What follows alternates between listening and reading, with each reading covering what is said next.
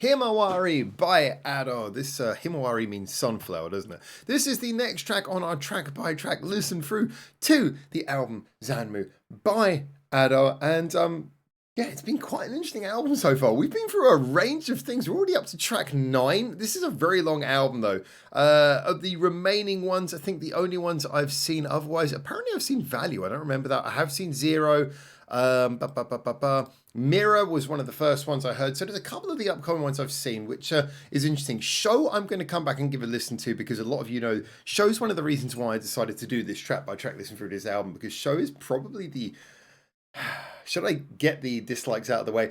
Show is a song that if you've been following this channel, you know I am not a big fan of that song at all. So I'm going to be interested to come back. But most of what I'm doing here is doing first time listens to all the songs on the album that I hadn't heard to really get a better flavour for what Ado was doing in this time of her career. Not that long ago. This was still her last full-length album of original material, I believe. So I'm really enjoying this. And so far it's been great. You know, there's been some tracks have been more impressive than others, but there's not been anything that I've disliked, and all the songs have brought their own real flavour. She's working with some fantastic songwriters and really using her style. So anyway, Himawari at just over 4 minutes long, and with a name like Sunflower, I'm going to assume we're going into ballad territory. That's my guess.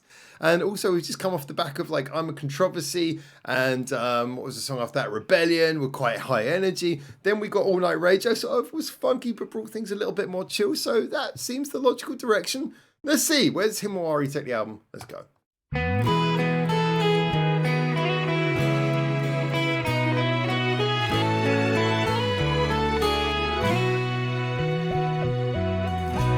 Yep, I like that start. 好きなのに悪くないと素直に喜べない私に夏の日の海見ながららしくていいねと笑いかけた太陽が照らしすぎても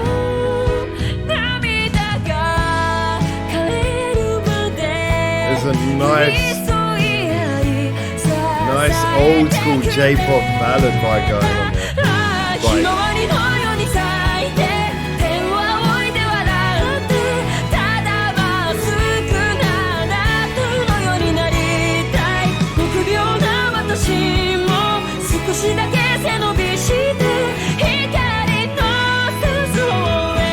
See, the funny thing is, oh, even a school rooftop. We are hitting all of the traditional beats, all the glorious, delicious stereotypes, and I love it.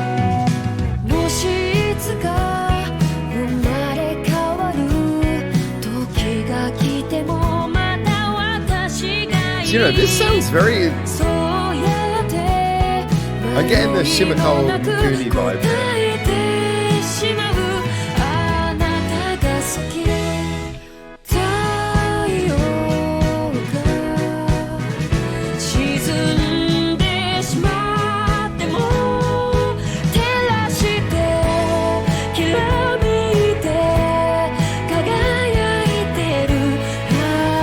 So nostalgic. This really reminds me of like J-pop back in the very, very early 2000s.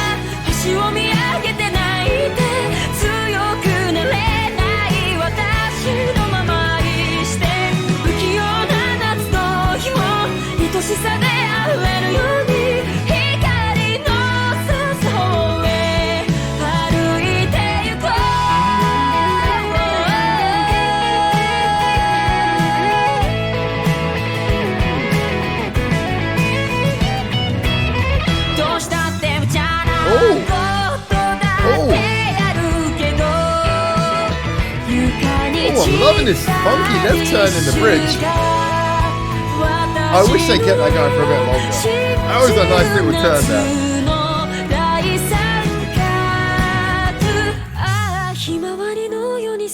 Of course. Breakdown at the beginning of the last chorus. Go for the classic style.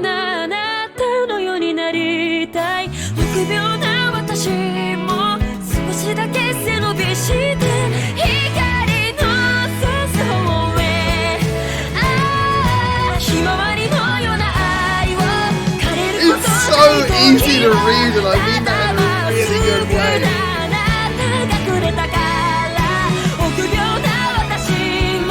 an embodiment of all those classic J-pop ballads from that era, from that golden era of the J-pop singer-songwriter, of the Nana Mizukis, the Shimakawa Mikunis, the anime song kind of queens.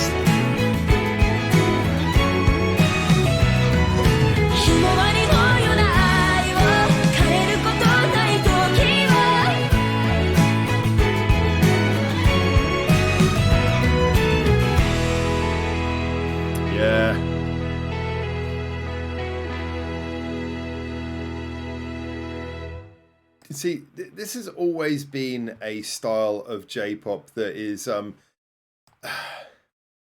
if you know songs of this style, then this kind of hits you right in the feels, because this is very reminiscent of an era of J-pop that I'm very fond of. It's kind of like so I got into Japanese music very much right at the tail end of the 90s was when I started actually paying attention to it, when I was about 14 years old.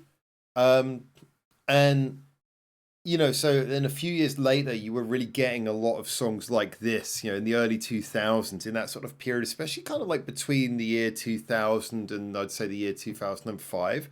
There was like a 5-year period where there was a lot of songs that were, and I don't want to say make it sound like they're all copy and paste, but I mean, there was like a sound of which this is very reminiscent, very familiar, and that's why I mention names like that. I mean, I think I keep on coming back to, if you really listen to like the album tracks of like Shimakawa Mikuni, who you know, I hold in her in great high regard. I did a bit of work around Pony Canyon while she was there, so I got to like really hear a lot of her music at the time, and just thinking like, wow, you know, it's this kind of melodic style of songwriting where you've got this beautiful strings in the background. You've got that acoustic guitar that's very light, but you can kind of hear it percussively chugging away.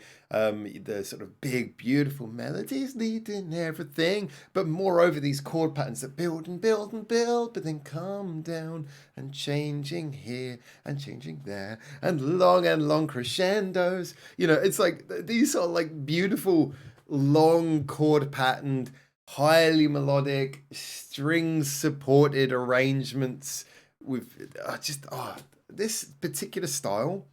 I guess it's not something that, it's, once you know the formula, it's not so complicated that you can't reproduce it. It's just there's something about it that's so immediately evocative of a certain very beautiful, well, it is a beautiful sound in its own, regardless of anything, but a very beautiful era in kind of just charming pop songwriting. And yeah, I gotta be honest, a lot like what I said about the last song, All Night Radio, where it was very reminiscent of a style of what I would have assumed to be 70s kind of soulful, funky pop from the US.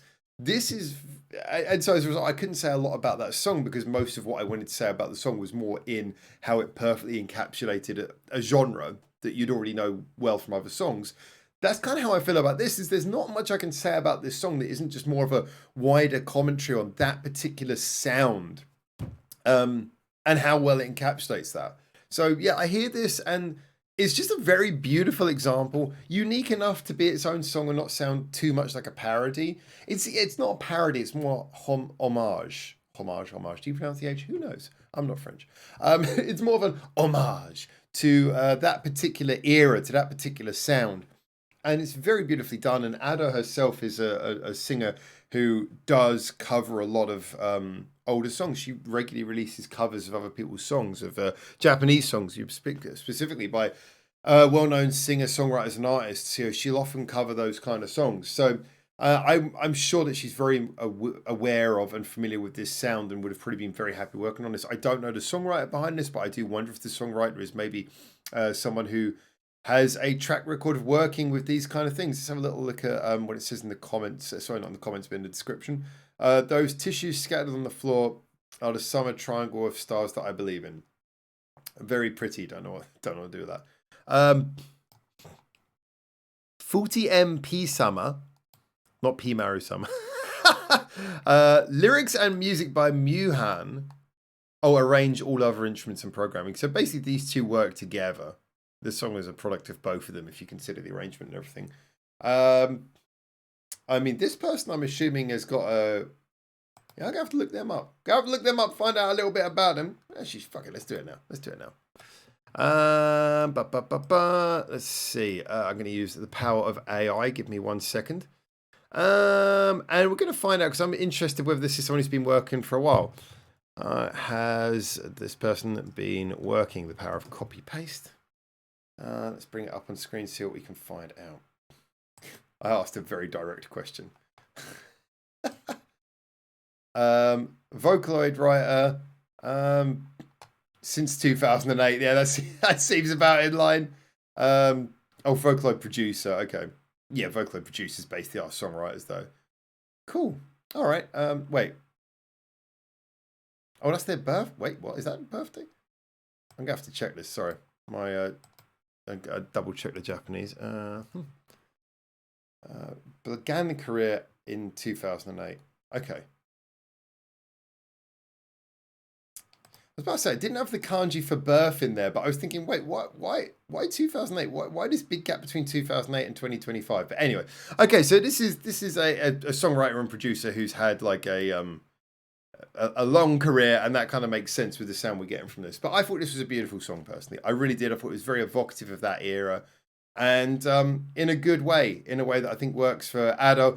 Ado's voice in this, it worked perfectly with it, but yeah, Ado was just being Ado. She's singing really well. The song, I feel more she was singing to a style than the song was written to her style, but that's fine as well. It's good to adapt your voice, especially if you're doing something you love.